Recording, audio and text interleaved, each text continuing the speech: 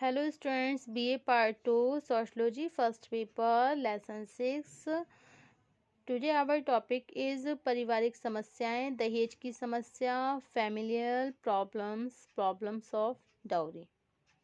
Okay.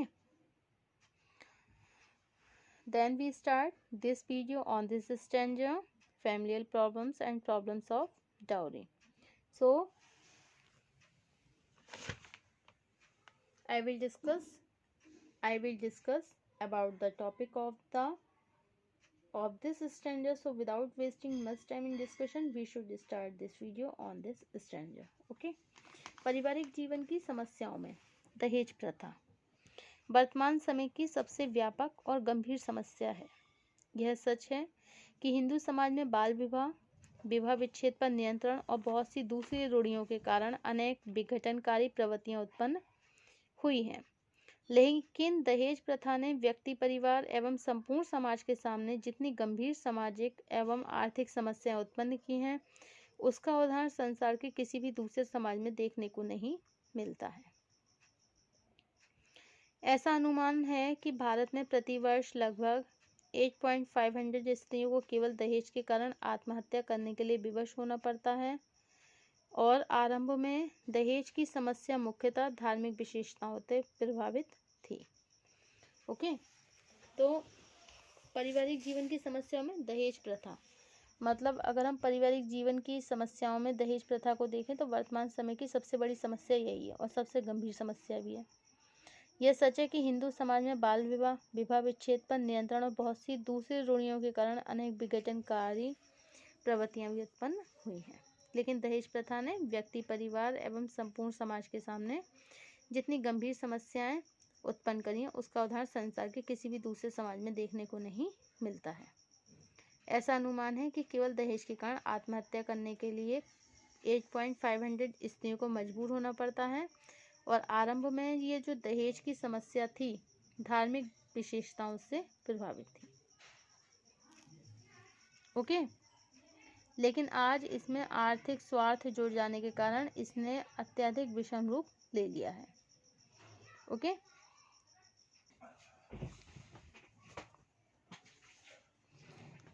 Okay, तो आरंभ में दहेज की समस्या मुख्यतः धार्मिक विशेषताओं से प्रभावित थी, लेकिन आज भी इसमें आर्थिक स्वार्थ जुड़ जाने के कारण इसने अत्यधिक विषम रूप ले लिया है।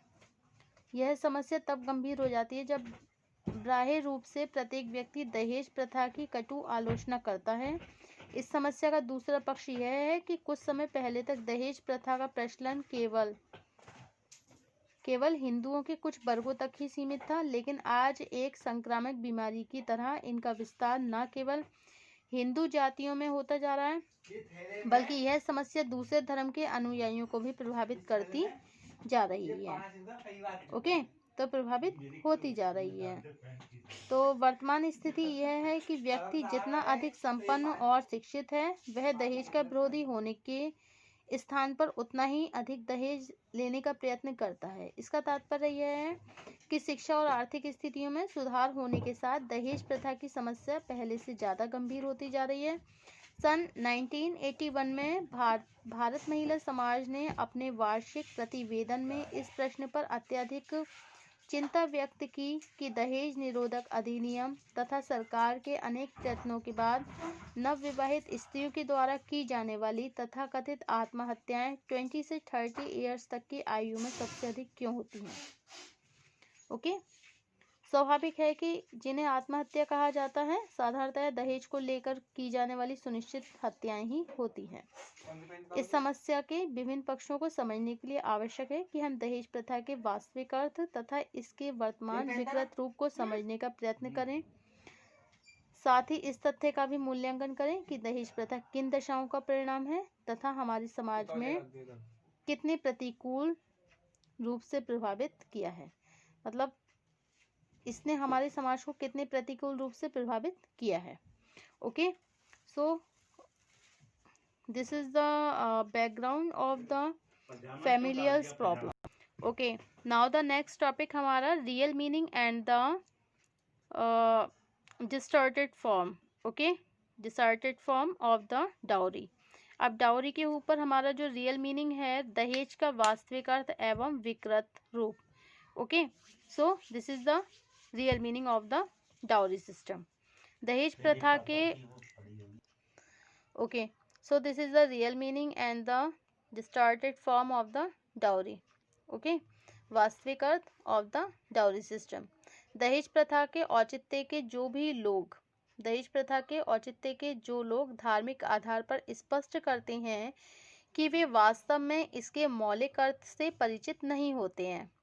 दहेज से संबंधित वास्तविक अर्थ को समझने के लिए आवश्यक है कि हम अपनी उन धार्मिक मान्यताओं को समझने का प्रयत्न करें जिनके द्वारा विवाह के समय कन्या को वस्त्र और आभूषण देने का प्रावधान किया गया था।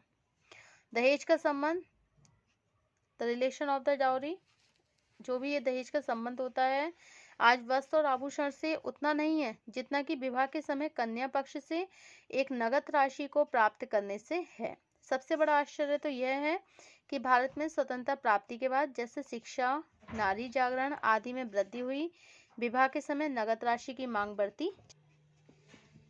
ओके, दहेज का संबंध आज वस्त्र और आभूषणों से उतना नहीं है जितना कि विवाह के समय कन्या पक्ष से एक नगद राशि को प्राप्त करने से है। ओके, सबसे बड़ा आश्चर्य ये, there is a great surprise, कि भारत में स्वतंत्रता प्राप्ति के बाद जैसे शिक्षा, नारी जागरण आदि में वृद्धि हुई थी। ओके, विवाह के समय नगद राशि की मांग बढ़ती जा रही है, मतलब dowry system continue, it is increasing day by day, और ये एक तरीके से एक बहुत बड़ी बुराई है जिसको खत्म करना चाहिए। ओके ओके, इस समय तक कन्या पक्ष द्वारा वर पक्ष को किसी प्रकार के उपहार तथा विशेष सुविधाएं देने का प्रचलन नहीं था। आज से लगभग 2000 वर्ष पहले जब स्मृतियों की रचना का होना आरंभ हुई तथा इनके द्वारा व्यवहार के नए नियमों को निर्धारित किया जाने लगा, तब विवाह के क्षेत्र में स्त्रियों की स्वतंत्रता को भी समाप्त कर दिया गया। ओके, इस समय से मनुस्मृतियों को हिंदुओं के सर्वोच्च धर्म ग्रंथ के रूप में मान्यता दी जाने लगी।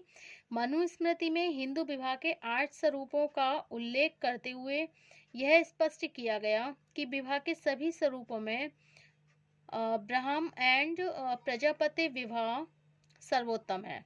ओके, जो ब्राह्मण और प्रजापति विवाह है ये सर्वोत्तम माना गया है। स्वाभाविक है कि विवाह के यह स्वरूप न केवल बहुत अधिक प्रभावपूर्ण बन गए बल्कि इनसे संबंधित नियमों का पालन करना भी व्यक्ति एक धार्मिक कर्तव्य के रूप में देखने लगा। इस स्थिति में यह आवश्यक है कि दहेज के वास्तविक अर्थ को ब्राह्मण और प्रजापति विवाह के संदर्भ में समझा जाए। मनुस्मृति में कहा गया कि कन्या के पिता के द्वारा जब किसी विद्वान और शीलवान वर को आमंत्रित करके कन्या को उत्तम वस्त्र और आभूषणों से अलंकृत करके कन्यादान किया जाता है तो उसे ब्राह्म विवाह कहा जाता है। मनुस्मृति में मतलब अकॉर्डिंग टू मनु ऐसे विवाह से उत्पन्न पुत्र मनुस्मृतियों का यही विधान है कि जिसने कन्या के विवाह के समय उसे विभिन्न प्रकार के वस्त्र और आभूषण देने के प्रचलन को एक अनिवार्य प्रथा का रूप दे दिया, बाद में वस्त्र और आभूषण दे उसने ग्रहण कर लिए। तो यह एक नियम है। क्या है ये एक नियम है कि व्यवहार का कोई भी ढंग पहले समाज के उच्च वर्ग के अनुसार व्यवहार करना आरंभ कर देते हैं। मतलब क्या होता है, एक सामान्य व्यक्ति भी क्या करता है, अपनी प्रतिष्ठा का आधार मानकर उसी के अनुसार व्यवहार करना शुरू कर देता है। जैसे वो समाज में देखता है जो भी कस्टम्स होते हैं, जो कस्टम्स बढ़ते जाते हैं, जिनका प्रचलन होता जाता है ज़्यादा से ज़्यादा, तो व्यक्ति अपनी प्रतिष्ठा को मानकर, उन्हीं चीज़ों को मानकर, उन्हीं कस्टमों को मानकर, उन्हीं रीति रिवाजों के आधार पर ही वो भी उसी तरह से उस कार्य को अप्लाई करना शुरू कर देता है। ओके, इस दिशा में विवाह के समय कन्या को विभिन्न प्रकार के उपहार देना एक आवश्यक कृत्य बन गया है। धीरे धीरे ऐसे विचार पनपते गए कि व्यक्ति विवाह के समय अपनी कन्या को तरह तरह के उपहार नहीं देता, वह अधार्मिक है तथा ऐसा विवाह शास्त्र सम्मत नहीं है। ओके, में एक गंभीर समस्या। Okay, the second point of the dowry system, problem of the dowry, it's the second point. दूषित रूप में एक गंभीर समस्या। वर्तमान समय में हिंदू समाज में दहेज प्रथा जिस रूप में विद्यमान है, ओके, वर्तमान समय में वर्तमान समय में हिंदू समाज में दहेज प्रथा जिस रूप में विद्यमान है वह एक और धार्मिक मान्यताओं से बिल्कुल भिन्न है, तो दूसरी ओर इसकी पृष्ठभूमि में पवित्रता की धारणा उतनी महत्वपूर्ण नहीं है जितनी कि आर्थिक लाभ को प्राप्त करने की इच्छा। ओके।